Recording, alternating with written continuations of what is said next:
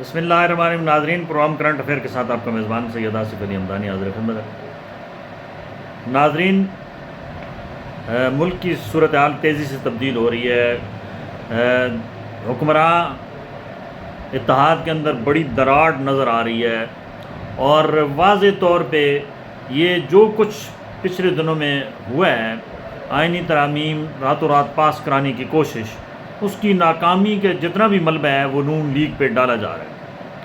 Peoples party اپنا دامن صاف کرنے کے لیے مولانا فضل الرحمان کے ساتھ جو ہے وہ معاملات طے کر رہی ہے، اور ایک نیا آئینی مسودہ تیار کیا جا رہا ہے جس میں نون لیگ شامل نہیں ہے. صرف وہ مسودہ جو ہے وہ پیپلز پارٹی، مولانا فضل الرحمان اور پی ٹی آئی مل کے بنا رہے ہیں. دو چیزیں واضح ہو چکی ہیں کہ ایک تو قاضی فائز عیسیٰ صاحب کا جانا یہ واضح ہو چکا ہے کہ وہ اب ان کو ایکسٹینشن نہیں ملے گی. دوسرا،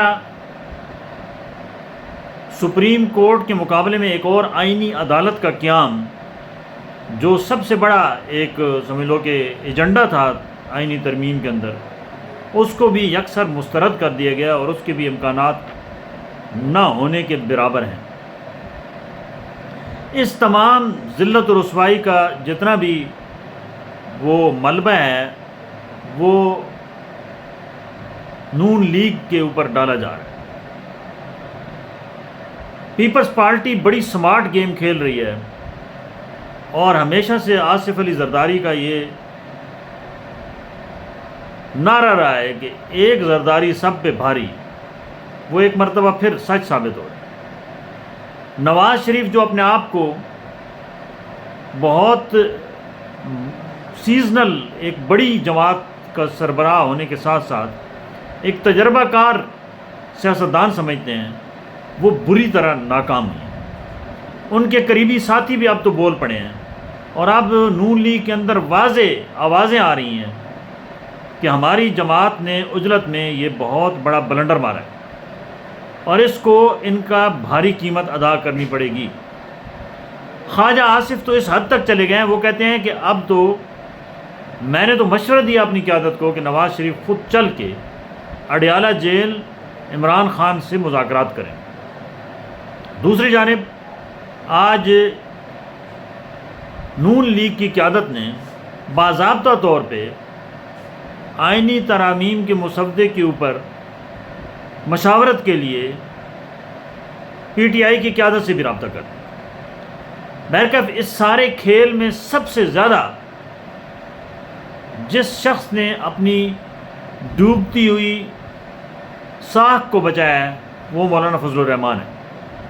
انہوں نے بڑی دور اندیشی سے کام لیا. انہوں نے ایک تیر سے دو شکار کیے.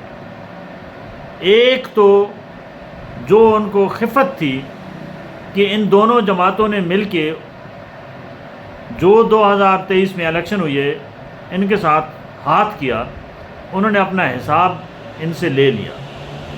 دوسرا، جو کے پی کے اندر جے یو آئی کو سب سے بڑا جو دھچکا لگتا ہے وہ پی ٹی آئی سے لگتا ہے، اس کے اوپر بھی انہوں نے جو ہے وہ پی ٹی آئی سے اپنے رابطے بحال کر لیے ہیں. اور یہ جس طریقے سے حالات جا رہے ہیں، جس طریقے سے پہلے جن نظریوں کا ٹکراؤ تھا، اب وہ نظریے ایک جگہ یکجا ہو رہے ہیں. تو یہ لگ رہا ہے کہ اگلے پی ٹی آئی کے جو الائنس میں شامل لوگ ہوں گے وہ مولانا فضل الرحمان ان میں شامل ہوں گے. مولانا صاحب کے ساتھ واقعی بہت بڑی زیادتی کی گئی. ان کو الیکشن سے پہلے اس بات کی پوری یقین دہانی کرائی گئی تھی کہ آپ اگلے صدر مملکت ہوں گے، اور آپ کو قومی اسمبلی کے اندر بھی کے پی کے سے اچھی خاصی تعداد میں آپ کے لوگ لائے جائیں گے. لیکن ان کے ساتھ دونوں وعدے جو ہے وہ ایفا نہیں کیے گئے. ان کو ایسے اگنور کیا گیا کہ جیسے مولانا صاحب اس سیاست کا حصہ تھے ہی نہیں. حالانکہ وہ پی ڈی ایم کے سربراہ تھے.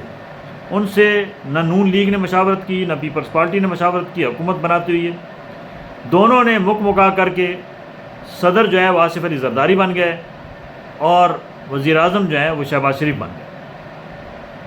بڑے مزے کی بات یہ ہے کہ مولانا نے پھر ایسے بہترین طریقے سے دونوں سے حساب لیا ہے کہ اب دونوں کے پاؤں جو ہے وہ اکھڑ چکے ہیں، اور اس وقت ساری گیم مولانا کے ہاتھ میں ہے۔ مولانا نے آج اسد قیصر صاحب کے زورانے میں واضح طور پہ کہہ دیا ہے کہ یہ جو ترامیم لا رہے تھے وہ اس ملک اور اس آئین کے ساتھ تاریخ کی سب سے بڑی غداری تھی۔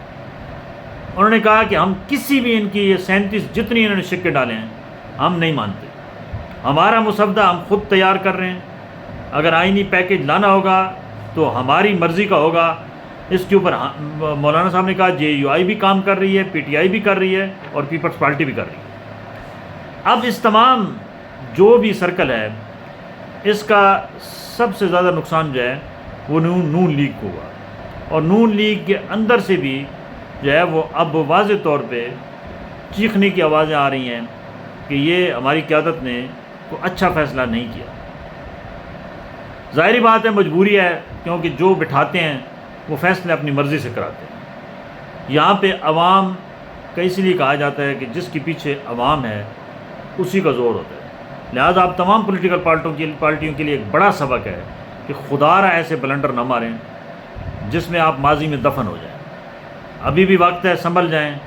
جمہوریت کو اگر استحکام دینا ہے تو سب جماعتیں مل کے اس ملک کا آئین کا حلیہ بگاڑنے کے بجائے اس آئین کے اوپر عمل درآمد کریں جس کو 1973 سے لے کر آج تک سوائے سوراخ کرنے کے جتنے اس کو سوراخ کیے گئے ہیں، اگر اس کی اتنی شقوں پہ عمل درآمد کیا جاتا تو آج اس ملک کی تقدیر بدل جاتی اور اس ملک کے یہ حالات نہ ہوتے۔ بہت شکریہ۔